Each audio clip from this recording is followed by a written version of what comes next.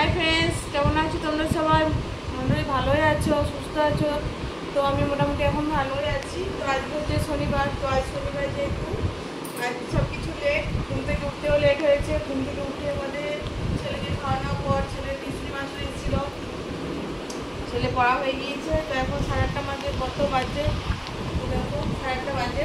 তো আমার স্নান পুরোপুরি কমপ্লিট হয়ে গিয়েছে।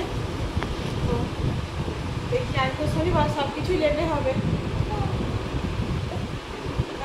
এদিকে তোমরা দেখতেই তো বললে আমার স্নান টান পুরো আমি মাথায় আজকে শ্যাম্পু করেছি, অনেকদিন পর শ্যাম্পু করলাম। আর এই বর্ষাকালে মাঝে মাঝে ভিজা হয়ে যাচ্ছে জলে, তো শ্যাম্পু না করলে লয় মাথা সে কেমন চুলগুলো হয়ে যাচ্ছে। তো এদিকে আমার জামা প্যান্টগুলো কাপড়গুলো আছে, ওগুলো মিলতে হবে। তো যাই হোক, সব কিছু কমপ্লিট করার পর ঠাকুরকে একটু ধূপ দিয়ে নিলাম। কাকিমা ঠাকুরকে জল দেওয়া হয়ে গিয়েছে, ঠাকুর পুজো করা হয়ে গেছে, তাও আমি একবার পুজো করে নিয়েছি। তো যাই হোক, পুজো করা হয়ে গিয়েছে। মানে পুজো বলতে আমি জাস্ট একটু ঠাকুরকে দেখাই, আর কাকিমার যে পুজো আছে সেইটা করে নিয়েছে কাকিমা। তো তারপরে দেখো আমি একটু কিছু তো খেতে হবে, আর অনেক টাইম হয়ে গেছে বলে আমি আর চাটা খেলাম না, যে জন্য বিস্কুট খেয়ে নিলাম দুটো। আর এদিকে দেখো বাজারও চলে এসেছে, টমেটো, বেগুন, পটল, কলা, করলা, পেঁপে, এদিকে আদা, তার ভেন্ডি, কচু, যা হয় সবজি আর কি, সেগুলোই সবই, কাঁচা লঙ্কা, সবজি সবই নিয়ে চলে এসেছে।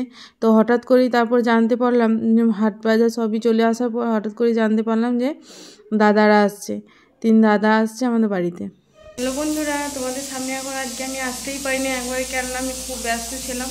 বাড়িতে দাদারা আসবে তাই একটু ব্যস্ত ছিলাম, রান্না বান্না করছিলাম। তো দাদারা এখন এসে পৌঁছায়নি, আমার এদিকে রান্না অর্ধেক হয়েছে, এখন রান্না চলছে। তো তোমাদের সঙ্গে কোনো কিছু শেয়ার করতে পারিনি, ব্যস্তই ছিলাম। তো সোজাসুজি রান্নার কাছেই চলে এসেছি। দেখো এদিকে আমার রান্না অর্ধেক হয়েছে আর এদিকে হচ্ছে। তো চলো দেখি আজকে কী কী রান্না হয়েছে তোমার সাথে শেয়ার করি। তো আজকে বড় হাঁড়িতে ভাত হয়েছে, এদিকে হয়েছে পটল ভাজা,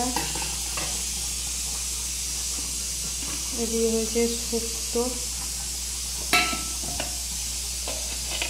এখানে হয়েছে ডাল, আর এখানে হচ্ছে আলু পোস্ত, আর এখানে চিকেনটা হচ্ছে। দেখো দাদারা চলে এসেছে, আর এদিকে দেখো আবার সেই বৃষ্টি আরম্ভ হয়েছে। বন্ধুরা বলো তো, বৃষ্টিকে আমাদের পিছু ছাড়বে না। আজ 2 থেকে 3 মাস হয়ে গেল, প্রায় প্রতিদিনই বৃষ্টি। তো দেখো যাই হোক, বৃষ্টি তো বৃষ্টি হয়েই যাচ্ছে, তো আমাদের কাজ আমাদেরকে করতে হবে।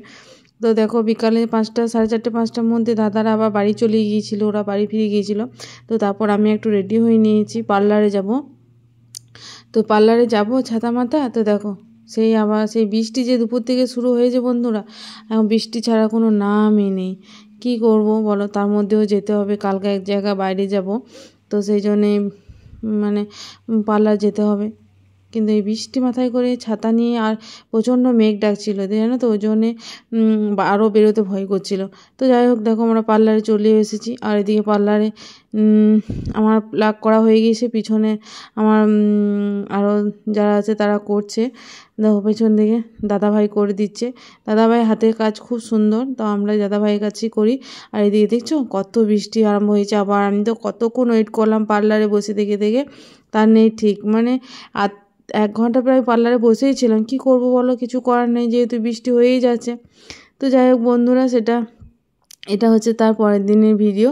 আমরা একটু বাইরে গিয়েছিলাম, তোমাদেরকে বললাম যে বাইরে যাব। তো আমি এক এক করে আমার সাজের জিনিসগুলো আমার নিজের কাছে মানে ছিল কাছেই, তো রাখছি। যাই হোক, তো আমি রেডি হয়ে নিলবো ছেলেকে স্কুল থেকে। দেখো আমি এদিকে রেডিও হয়ে নিয়েছি, ছেলে স্কুলে গিয়েছিলো, ওকে স্কুলে টিফিন টাইমে ওকে নিয়ে আসা হয়েছে।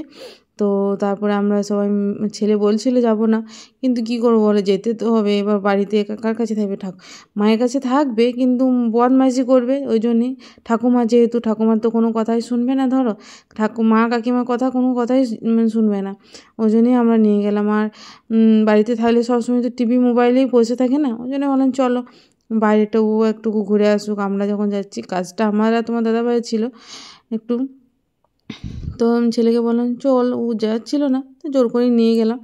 ঠিক আছে, তো দেখো আমাদের তো কোলফিল্ড এরিয়া, তো দেখো আমাদের কত বড় বড় কলকারখানা, দেখছো বন্ধুরা। আর এদিকে দেখো রাস্তা মাঝে কত এগুলো ভেড়া না কি বলে ওগুলো যাচ্ছে, মানে এগুলো অন্য ধরনের, মানে গ্রাম্য এলাকায় যেগুলো হয় সেগুলো আলাদা, আর এগুলো কেমন এক ধরনের। দেখো কত লোক, মানে কত লোক বলছি, কত নিয়ে যাচ্ছে, মানে একসাথে মানে উম, এক একটা ইয়ে করে মানে 200 টাকা করে আছে, তারও বেশি হবে না কম হবে, তার না কম তো হবেই না, বেশি হবে হয়তো। তো দেখছো এই যে এই লোকগুলো নিয়ে যাচ্ছে এদিকে। তো আমার বরকে আমি জিজ্ঞেস করেছিলাম, তো বর বলছিল এইগুলো আমাদের এই দিককার নয়, ওগুলো বিহারের এই ধারে, ওগুলো ওই ওই ধারকার আর কি। তো যাই হোক দেখো, আর জ্যামে আটকে পড়েছি, মানে যাওয়ার সময় জ্যামে আটকে পড়েছি। তো যাই হোক আমাদের কাজ বাজারে ছিল, যেগুলো দূরে ছিল রানীগঞ্জে বাজার তো গোল্ড শপে। তো যাই হোক কাজকর্ম মিটিয়ে বোধহয় আমাদের খিদে পেয়ে গিয়েছিলো, আর আমরা বাড়ি থেকে যেহেতু ভাত টাত খেয়েই বেরিয়েছিলাম 12টার মধ্যে, তো সেই জন্য হালকা করে ওই তখন 3:30 4টার মতো বাজে, সেই জন্য হালকা করে টিফিন করে নিলাম ছোলা বাটুরে, আর এদিকে নিয়েছিলাম রসমালাই। তো ওটাই খেয়ে নিচ্ছি, ছেলে আমি বর 3জনে মিলে। এবার বাড়ি যেতে মোটামুটি 5টা বেজেই যাবে। আমরা আমাদের বাড়ির কাছাকাছি এসে বোধহয় খাওয়া দাওয়া করছি, কেননা ছেলে বলছিল একটু ভাত খাবে, তো আমি বলছিলাম ভাত তো বাড়িতে খেয়েই এসেছিস, তো হালকা কিছু টিফিন করে নে, তা বাড়িতে যেয়ে তারপর খাওয়া দাওয়া হবে। তো যাই হোক বন্ধুরা, ভিডিওটা আমি এই পর্যন্তই রাখছি, দেখা হবে নেক্সট ভিডিওতে। তো কেমন লাগছে আমার ভিডিও তোমরা কিন্তু জানাবে, লাইক কমেন্ট শেয়ার করবে।